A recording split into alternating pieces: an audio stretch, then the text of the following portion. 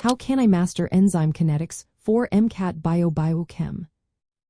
Imagine trying to solve a puzzle where each piece reveals how enzymes work in your body.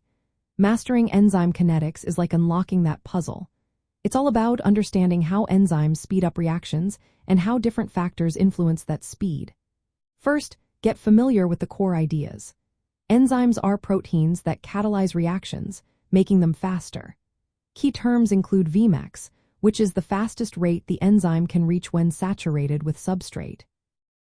Then there is kilometers, the substrate concentration where the reaction hits half of Vmax. A low kilometers means the enzyme binds substrate tightly. Next, focus on the Michaelis-Menten model. It's a mathematical way to describe how reaction rate depends on substrate concentration. Think of it as a curve that shows how the enzyme's speed increases with more substrate butt levels off at Vmax. Knowing how to interpret this curve helps you answer questions about enzyme behavior. Practice drawing and analyzing Michaelis-Menten graphs.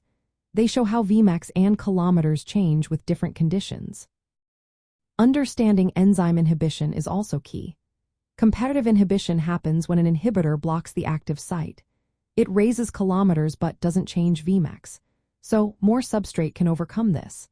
Noncompetitive inhibition binds elsewhere on the enzyme, lowering Vmax but leaving kilometers unchanged.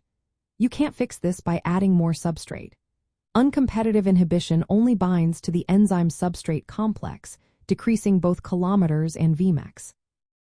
Recognizing these patterns on graphs is essential for the MCAT. Practice with Lineweaver-Burk plots too.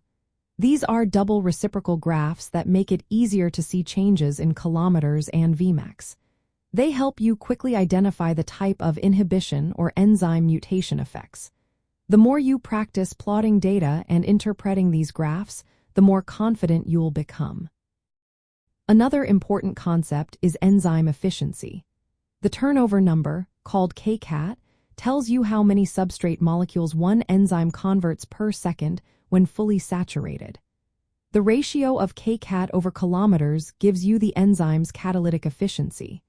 Comparing these numbers helps you understand which enzymes work faster or are more efficient. To really master enzyme kinetics, review the equations regularly.